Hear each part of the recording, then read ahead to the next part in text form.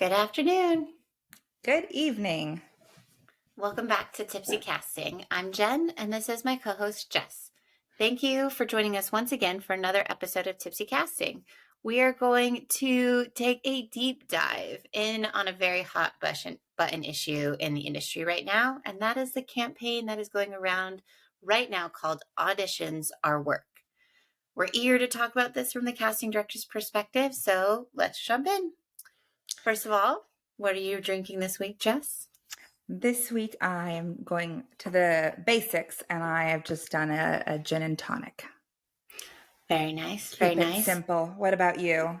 I'm keeping it classy. I have a espresso martini in a can. You take it where you um, can get it when you need it. Honestly, somebody told me about these recently where you can just get like ready-made cocktails in a can. And I was like, it can't be good, right? So I went and bought a bunch just for this, but also for summertime because you can just take them to the park or whatever. And so this is And my how first do espresso martini. how does it fare? It's not too shabby. It's quite smooth. It's just maybe a Oh, bit sweet. I'm okay with that part. Mm-hmm. Mm-hmm. Oh, I love it. So right about now, we would usually dive into the wine of the week, but I think our wine of the week is actually the theme of this week's episodes, which is paid auditions. And Yes. there's a solid chance that there's a group of actors that we will not make fans out of based on our perspective. But I think as being the middlemen within the hiring circuit is an important perspective to spotlight. So let's just do it. For those who Yeah. have no clue what this campaign is within the SAG contract since the, I think, late 30s, early 40s. There is a stipulation in the contract that gives actors the opportunity to claim payment for their audition time.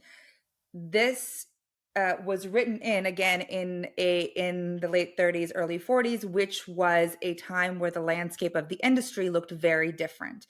We had contract players. There were only a few studios. I think 4 or 5 studios at the Like time, 5. if that. Yeah. Yeah, and the actors were under contract, and casting directors did not exist in the way that they exist now.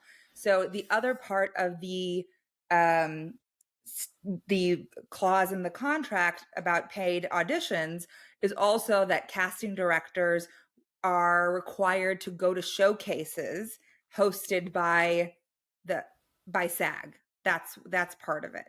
So as far as I know, I was on the board for CSA. No one ever formally agreed to this.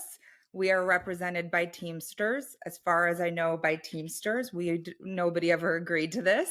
So there's that side of it, but also the side that so many years have passed and the landscape of the industry is completely different. Yeah, I was going to say it looks completely different. I think that's what people maybe don't understand here is that we're talking about a time when, I mean, you could count on two hands how many actors mattered, Right. who were like big players in Hollywood. And now we're to a place where, we put out one breakdown and we're getting 4,000 to 5,000 submissions of actors for one role, for one demographic. So, I mean, it's like to even compare the two seems a bit crazy to me at this moment because and again, I just don't think maybe they don't understand it in terms of like the fact that this law it's not a law, this rule came Yeah. into place back that long ago. Like if you think about it, we're in the mid-20s now. It's almost 100 years ago, Yeah. and they're still wanting to abide by it when every other department has changed and matured over the years, and we've all had to adapt to different, especially technologies and all these kind of things. So definitely excited to dive in because I was one of the people who did not know this was going on until you made me aware. And I was like, and I was just reading through all the material and listening to all the people talk and everything. And I was like, holy moly. Yes, I got lots to say. Yeah, and I think that something to specify for those who don't know is what's on the line here per actor, per audition, I'll say, is that it's being asked half a day's rate for a work day. So the day rate for an actor right now, based on the SAG agreement, is $1,082, and the half of that is $541 for per audition. Yeah. So if you're talking about the thousands of actors who exist in the world, and that we try, I think this is also coming into play after the self-tape fiasco that we spoke about in episode 3 or 2 or something like that. 3, I That think. this, yeah. So I think this is a response to all of those things that happened. But if you think about all of the people, just in terms of the optics that we as a industry are trying to have progress in who's being represented on camera, and giving opportunities and equitable access to people that have not historically had access to these opportunities. This right here will be the thing that kills all of that. Which, what's quite fascinating is that in one of the articles you sent me about this, and it's an actress who's also a writer or something who wrote this article, who to me it seems quite uninformed in the wrong way of like how things actually function on our side of things. But her whole argument was, if we do this, then more people will be included. And I was like, when? And no matter what you say about Hollywood, at the end of the day, our entire industry is based off money and how much money you can save, how much money you can spend, how much you pay to make a movie, everything. And so when you're saying you want us to now pay you for time that, again, we can get into this whole aspect of it being more of like an interview, and time that you don't even have the job, or seeing if you have the qualifications and the skills to get this job. But if we're paying every single person for that, that is going to, producers are immediately going to be like, okay, you can see 3 people.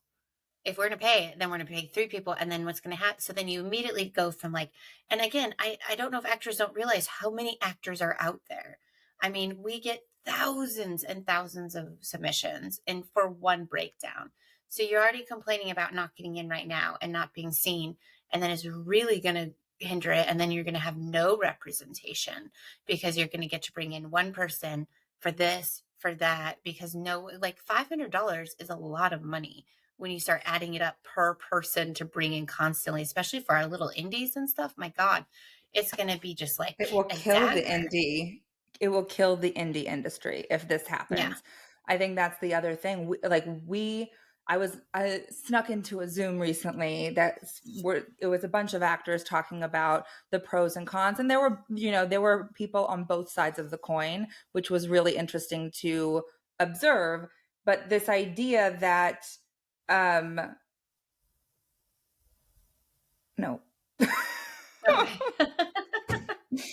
Well, here, I'll go. So there is, so in preparation for tonight, I was telling you that I chatted with one of my friends here who is an actress. And, at first she was like, yeah, well, I think, she's like, we put so much effort into our tapes. Sometimes I spend 3 days. Some casting directors ask for 11 pages. Some are asking, some are like these big asks, especially with the self-tape culture.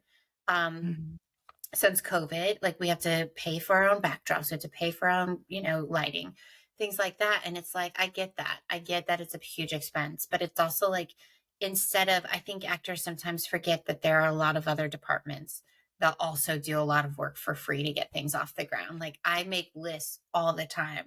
And so when I started telling her, I was like, like anytime I get offered a meeting for a job, I spend usually 3 days, if not more, curating my list, making sure the suggestions I bring in, because that's what I have to go in to do to win the job. And it's like, I don't get paid for those lists.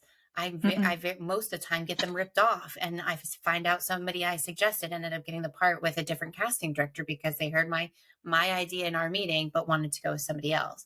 So, I mean, it's just like, and then you think about production designers, they have to give sketches. Storyboard artists have to create designs. Like it's so many other costumers have to make costumes to get the job. Directors. So it's like, Directors have to do shot lists and sizzles to pitch themselves, to showcase their vision. And that is everything. That's the same thing. Like I do lookbooks when I'm meeting on a job that I'm really excited about. And I think that's the thing. At a certain point, we should be considered offer only too, but that doesn't exist for Yeah. casting, Yeah. or having the offer before taking the meeting. And Yeah. there's, I don't know if you know Matt LaSalle, but he recently Hmm. posted something about it, it really struck a chord, because as casting directors, we do so much work, whether it's consulting, whether it's, coming in for a meeting.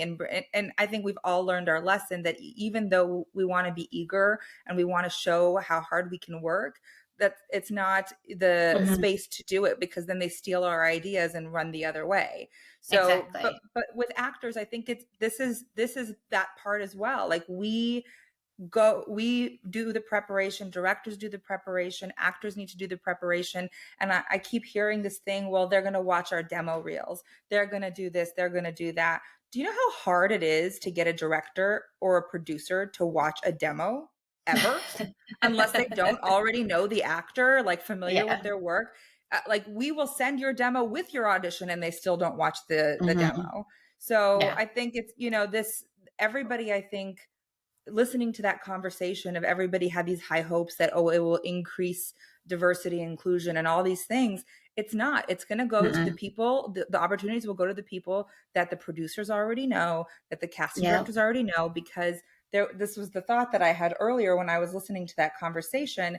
They were saying that um, this would open up the opportunities. I can't. I've lost the idea again. Oh no. Diversity, I'm gonna inclusion, opening diversity. up options. Um, I'm just writing it's down okay.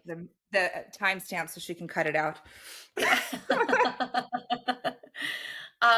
No, but what's so interesting too is that I think, because here's the thing, I think actors have now come to, especially with that self-tape situation, they've started to really view themselves as like this disenfranchised victim world of like, woe is us. We have all this extra work to do. And I understand we have asked more. We've asked more. That is 100% true. But everyone has been asked more. Do you know how much more time I sit in front of a computer watching more, dealing with agents, going back and forth on notes? Like everyone asks for more right now, ever since COVID hit.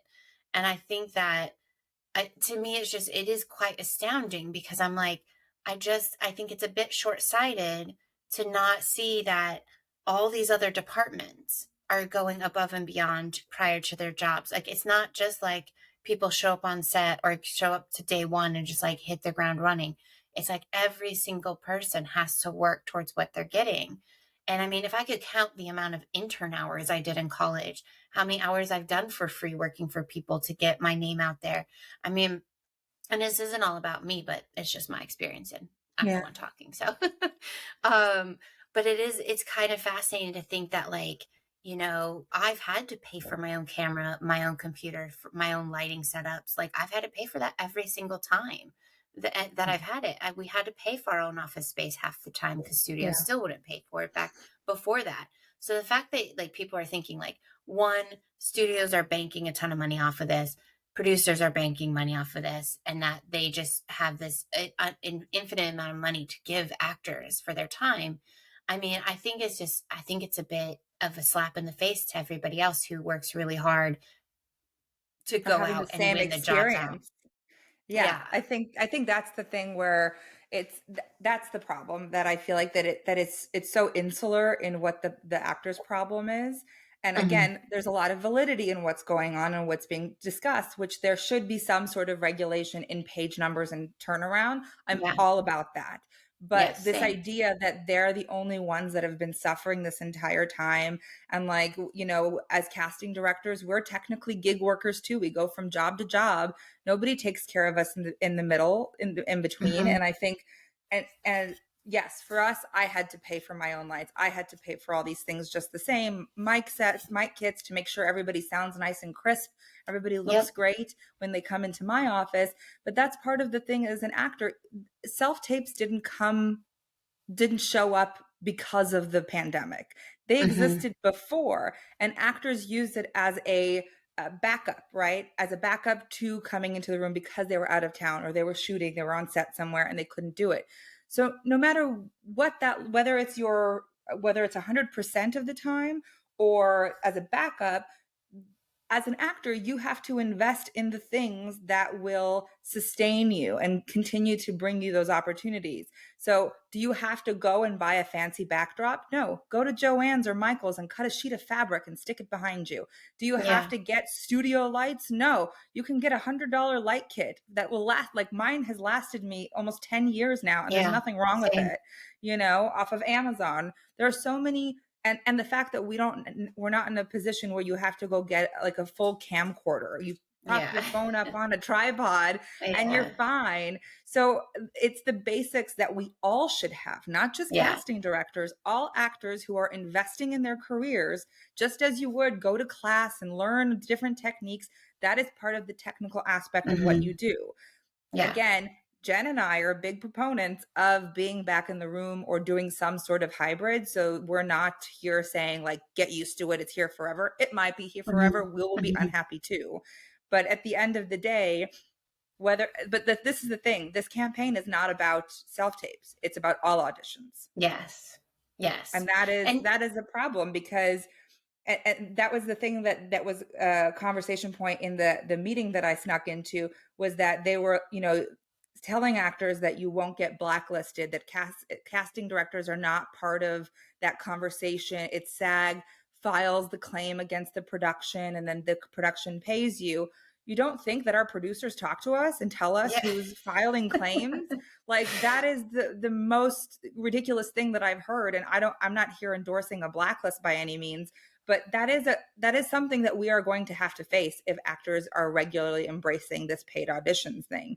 Yeah. People will let us know who is filing that claim, and then they will tell us we can't afford to bring them in again because they Hmm. will file and we don't have the budget. And this idea, which I've heard a lot, is like, oh, COVID protocols are gone, so all that money's available. All of that money was taken from the budget, Yeah. reallocated, stealing from Peter to pay Paul, Hmm. So it wasn't like it just like poof appeared and is still Exactly. there. You know how many times on my movies during COVID where people, like my producers, like, well, we did budget, more in the budget, more than scale to pay our actors, but because of COVID, we have to go back to scale. Everyone's making scale. Casting directors are making scale. Grips are making scale because of COVID protocols. So if you want to make more money, like, and have their rates higher, then you need to stop trying to pull money from everywhere else. And I have to say, like, this is another thing that just really kind of like irritates me, because it's like, as a newer casting director, I don't, it's not like I'm making millions of dollars and have a ton of money in the bank, but I invest so much money into going to theater, doing generals with actors, paying for coffee. When I lived in LA, I paid for gas. I lived in Huntington Beach and I would drive into LA and do generals.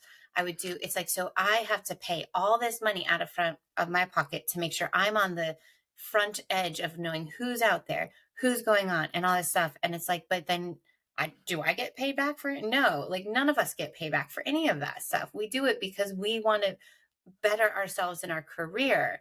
And I think sometimes that, like, especially when I was reading these articles, I just felt like I was like, wait a second, I feel this is very tone deaf, because it's like, woe is me, here I am, we deserve this, our time is worth money. And I am the biggest proponent of knowing what your time is worth and knowing your value. But that is when you get the job. Like, I don't go in and say, I'm worth $10 million dollars, and then, but I don't have the resume to back it up.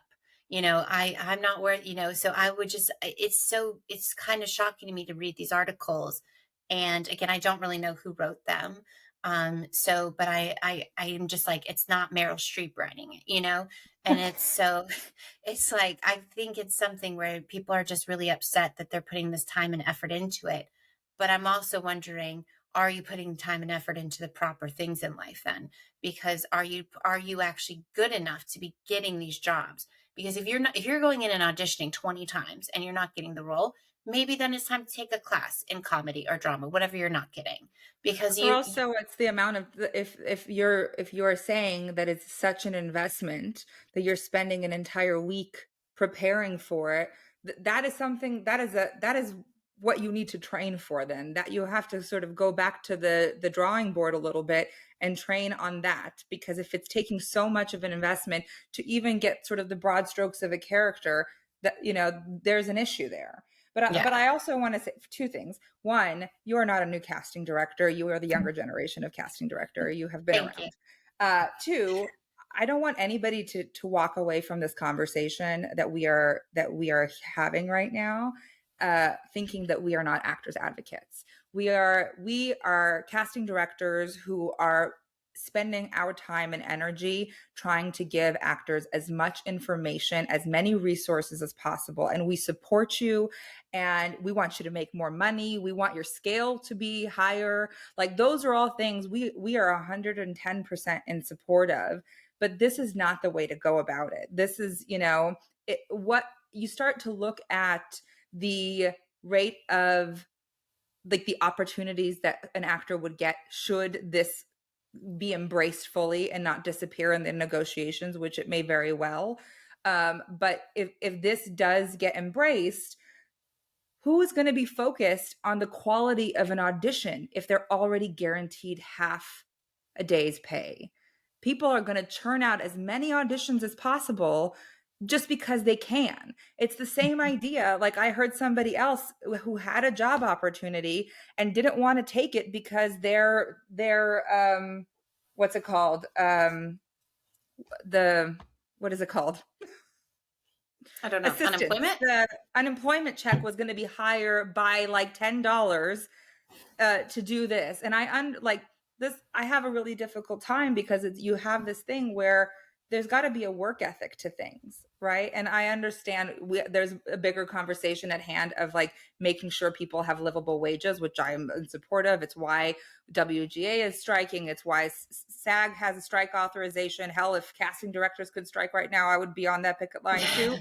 But the idea is what's going to be a quality control at that point if people just know that they're going to get $500 every time they turn an audition? It's not going to matter if they get the job or not.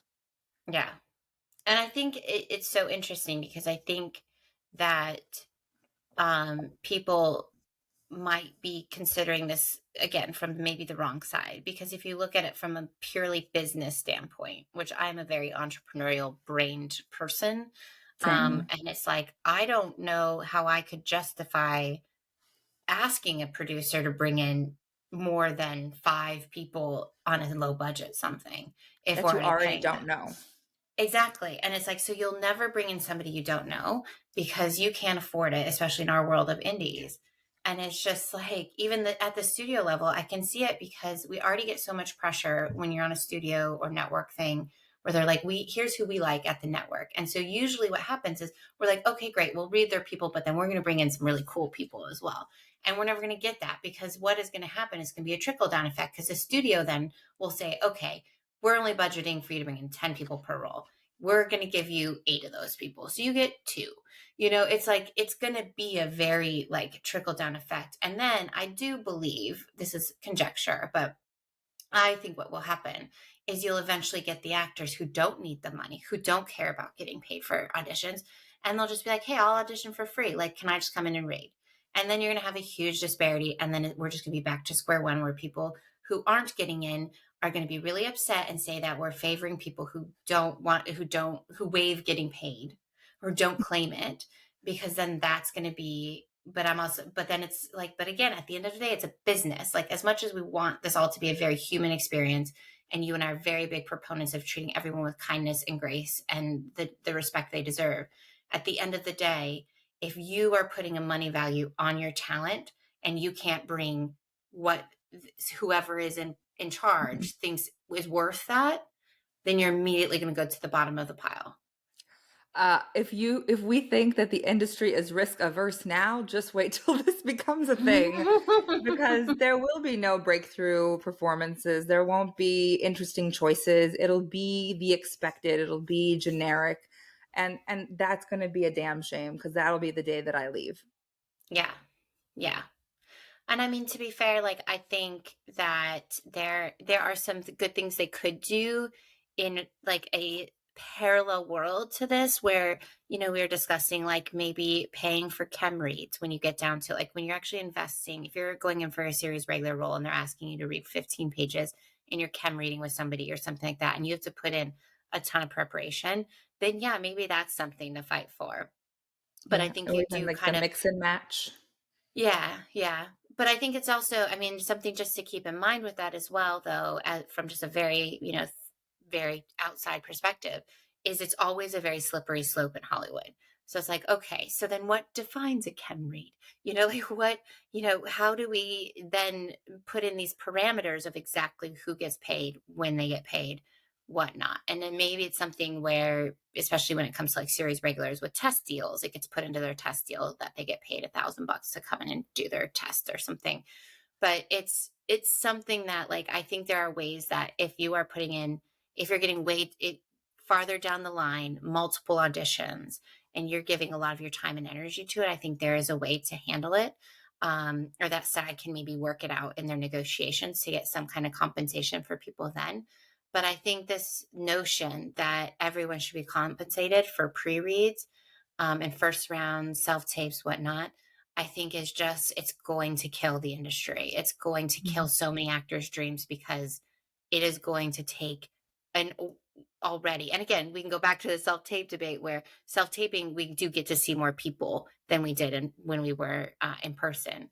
And so it's like we're already seeing more people, and that's going to go back to as many, if you take that number back down to as many as we saw in person, and then take it down to half that, that's what's going to end up happening. And it's going to be the same old, because no one is going to want to take the risk on paying thousands of dollars out of your budget to, and as much as you want to say that the studio has all this money lying around, they don't. Like, look at them, they're hurting. Like, I mean, yeah, you have all the overinflated, Executive salaries and salaries. whatnot. Yeah. But if you look at the trends of the actual industry, everyone has been bleeding money since COVID. So it's like, so the fact that you want to push for this now, like, I just think it's not the best way to handle getting the other things that we do support actors fighting for. Yeah. And there are so many things that actors should be addressing. Their scale rate, the fact that per diem hasn't changed in 20 years, the fact that what is it? The Schedule F hasn't changed since I got into this industry. Yeah. Trust me. I mean, even the conversation of like negotiating with the AMPTP, and I don't know if this is like a general point that they can, but the fact that all casting directors should have office space. If you want to, Hmm. bargain that. I think that's important. But I have to. There are two bits of misinformation that I like would be so remiss if we did not talk about. In said Zoom that I snuck into, there was an actor who had said to everybody, there was like 60, no, there was almost 100 people in that group, that if a casting director is able to negotiate a lower rate for the actors that they cast, that whatever is left over in the budget they get to keep. And I was like, I'm going to file my Stop. class action lawsuit right now. I never got Stop. any Somebody money. did not say that. And it was someone who's been around for a while that should know better. Stop. Oh my Um, gosh. No, but that is false. For anyone who's that is, listening, that is very yes. false. Yeah. Nobody gives us a bonus at the end of the day with the money that we No, I saved. wish. I mean, I Yeah. don't wish I But was taking it, but like, man, yeah. that good We Lord, might no, be a little that's bit huge. happier. I just remember when I was reading some of the comments from the sort of the Betty May fiasco on Deadline, that Yeah. there was somebody had posted a comment saying, "Oh, casting directors are sitting from their vacation homes eating caviar," and I was like, "That is so much further from the truth than I have ever." Like maybe Sarah Finn is, but the Yeah. majority of us are not. Yeah. Paps is out there in his beach house. I'm sure there's a few that Yeah, are, but like, right. yeah, the majority, I would say probably 80% of us are barely scraping by right now. Thank you. Yeah.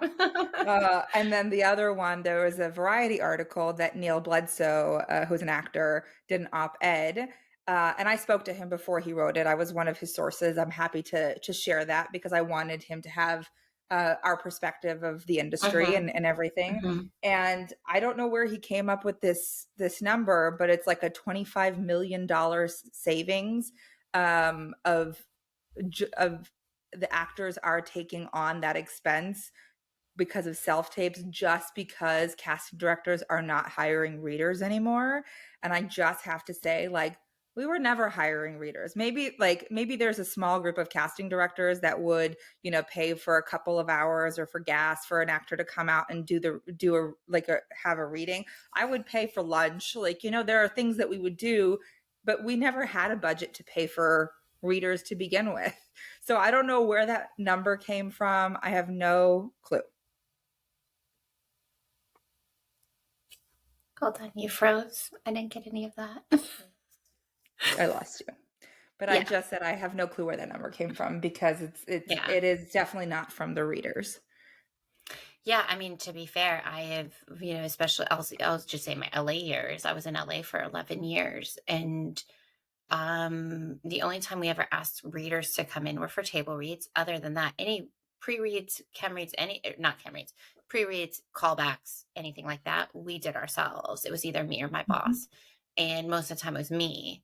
And then anytime we did a table read, it was all favors. It was friends we had, actors who we just knew and were like, hey, you want to come do a table read for us? We need to hear it out loud. And, or the actual actors who were cast in it. So Yeah. I think And that's that's the crazy other that thing. people.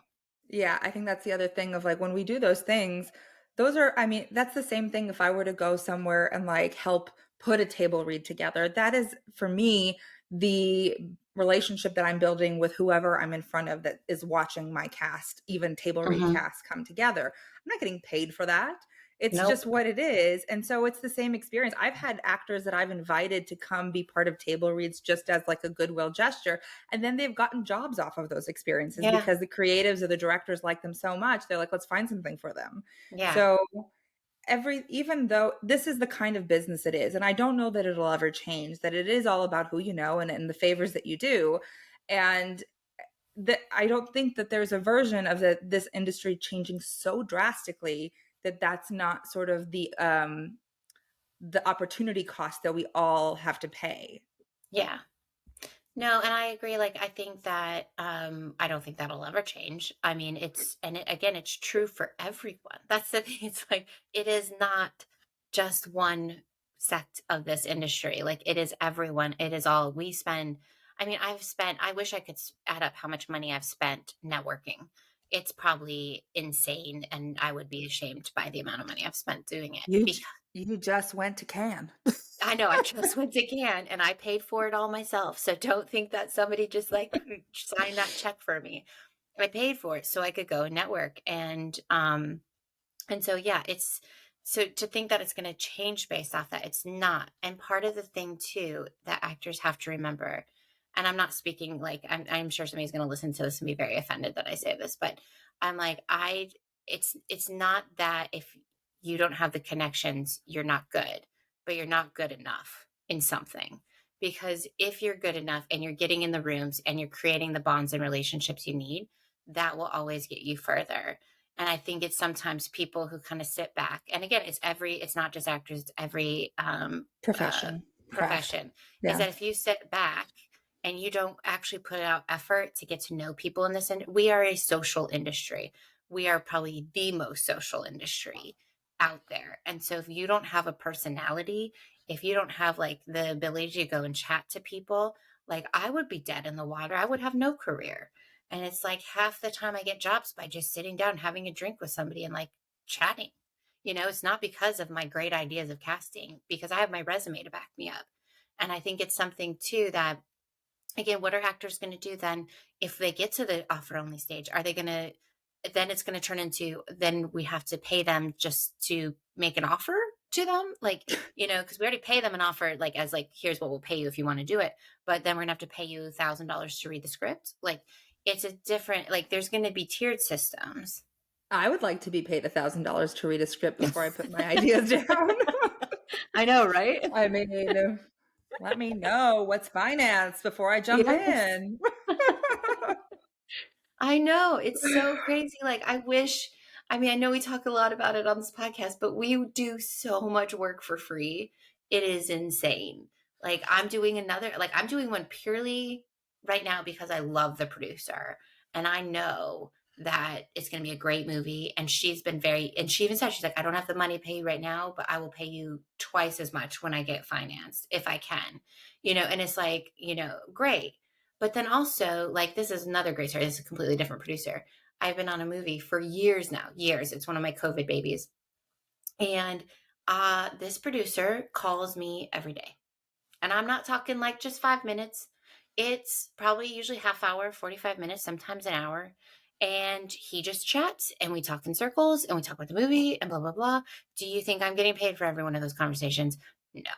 The last time I got paid was over a year and a half ago for a very small consulting fee. And yet I still do it because I believe in the movie and I know they don't really Mhm. have more money to pay me. And now at this point, I'm also like, I'm way too deep like to, To to, back to off. walk away now. And it's like when you put in this much free work, you're like, I got to see it through. But it's like, so the amount again, my mom hates it. My mom hates Hollywood in general. And she's like, how do you do all this work? She's like, you're on the phone all day. You do all this stuff. How do you not make any money for this? And I'm like, because all of it is us building relationships, putting our name out there, getting our reputation out there. Like, and again, I'm also a big proponent of casting directors standing up and saying, no, I'm done. You have to pay me, because I think that's how we've kind of gotten into this mess of like not getting paid for a lot of our work. So I do want to acknowledge that I try very hard. It's very rare that I do things for free. But I think it's, again, I don't think I'm the only sect of production that works for free. I think a lot of people work for free Yeah. across the board.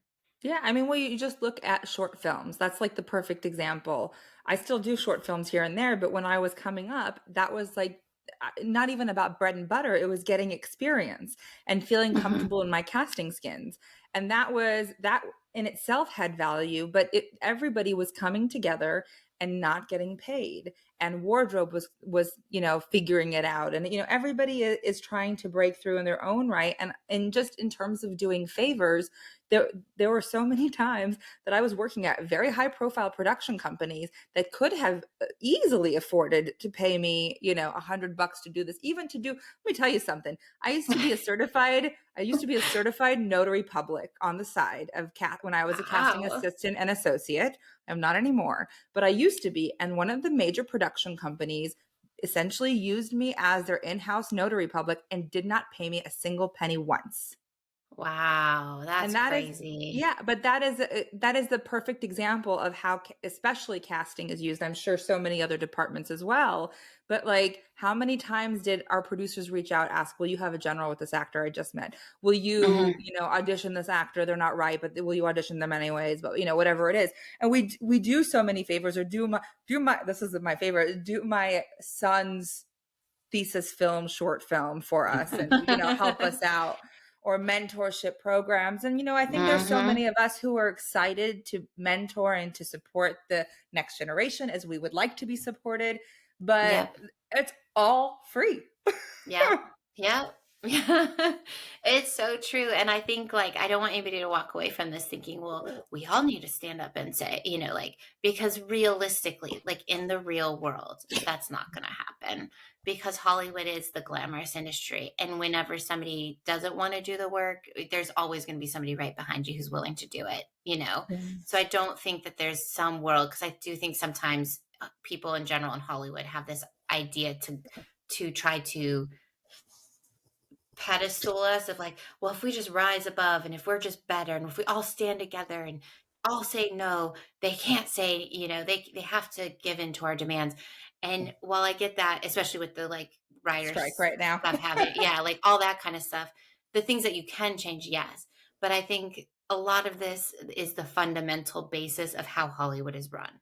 And a lot of it is paying your dues. A lot of it isn't getting paid. A lot of it is putting a lot of time, effort, blood, sweat, and tears into these Mhm. projects, and you just got to suck it up and do it. And while it's not lovely to hear, everyone has done it before you, everyone will do it after you. It's not, I just don't see that fundamentally changing in Hollywood. I don't think one day they're going to wake up and be like, you know what, everyone, casting directors, costumers, actors, if you put in any work beforehand before getting the job, we'll pay you for it.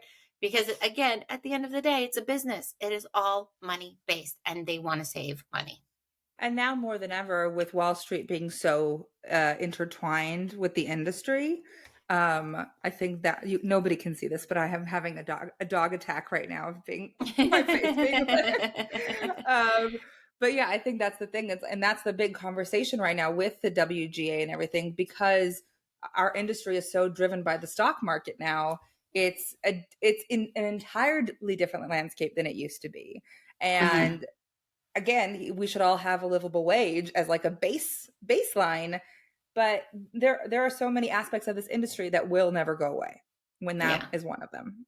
And part of it too is we're a gig economy. We're not Yeah. a salaried, long-term financially stable industry. It's all gig. And so it's like when you have that, you have to be okay to ebb and flow with your financial situation. And so I mean, you're not always gonna be making the big bucks, you know? So you gotta save and work up towards that. And that's why I get that not having a side job is not glamorous. It's not fun, especially when you're first starting out. And some people don't have to do it. Some people get lucky where they get their first audition or they get their first, their second or third thing, and they don't really have Mm. to do much. But a lot of that's a very minority. It's The the majority have exception. to It's work. the Yeah. exception to the rule. Yeah. We are the Yeah. rule, and there are the few that they are the exception to the Yes, rule. exactly. Yeah. Exactly. I think we've all had side jobs in some respect at some point in our career, and it's like Honey, I'm you going kind of back respect it. in. Yeah, I know. And now we're Listen, going back. yes, I think that's the thing. It's like I was thinking about it today. I was sitting at my nephew's third grade commencement ceremony, and I was thinking about like all the things that we have to do. I cast, I consult, I'm trying to produce.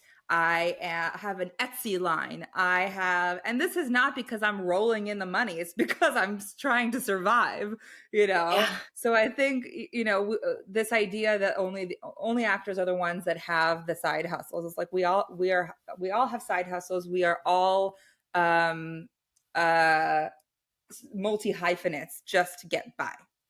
Mm-hmm. Mm-hmm. Oh, for sure. I have income property on the side that supplements my income. I worked at a nonprofit during COVID to make ends meet. Like, you got to do what you got to do. And it's like, Yeah. it's, I think, again, I don't think sometimes it can be really easy to look from the outside in and think, oh, they're doing great. Look at their resume on IMDb. And like, they're doing fine. No one needs to help. Like it's, You know what I love to hear when people say, "Oh, I'm not worried about you," and I'm like, "Please worry. I'm here please, for it." I'll take all the worry. Yeah. I know. I say I'm always like anybody who's like, oh, I don't need to connect you with anybody. You're well connected, and I'm like, no, I'll take every connection till the day I die because that is the one thing about Hollywood is I never trust them to stay around. Yeah, that's always the tricky part of this yeah. What is that expression where it's like whoever's Yeah, like the last one standing in Hollywood, that's the one who gets yeah, the job. yeah, yeah. That's delightful.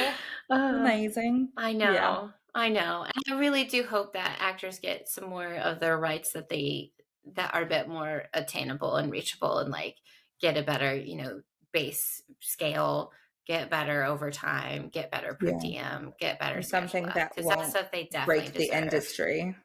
I think that's the Mhm. thing, because this version will break the movie business and the TV Yeah, and business. I think, it was interesting because in one of the articles you had sent me, it said like, we've come so far in terms of diversity and inclusion in the past few years. And again, in a weird way, that article is saying like this would help it Support or it, which I don't. support it. And I was like, I wish I could go toe to toe with this person who wrote the article because I'm like, I really would love to understand the reasoning behind it because Yeah. it's contrary to just common sense of like financially how And that would work. I think that's the thing that's like when you're talking to most of these people, and not in a sort of like derogatory sense of these people, but like the idea that there is it's the idealist's version of Mhm. everything.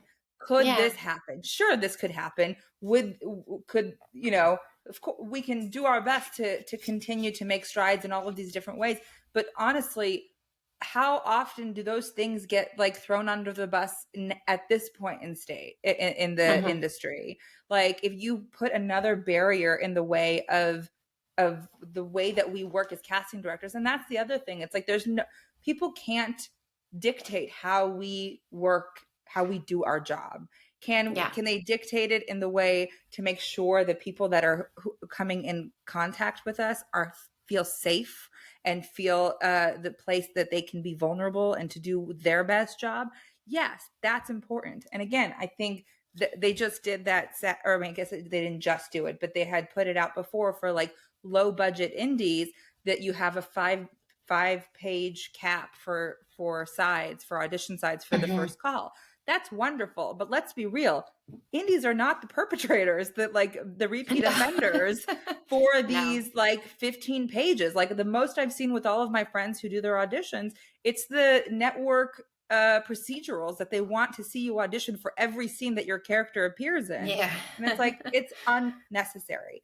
And unless there's like an insane circumstance in which we have a crazy turnaround that somebody dropped out, or they wrote a new character in and the role works in 2 days, and like a 24-hour turnaround feels like that's the only option. Sure, but like it should not be the norm.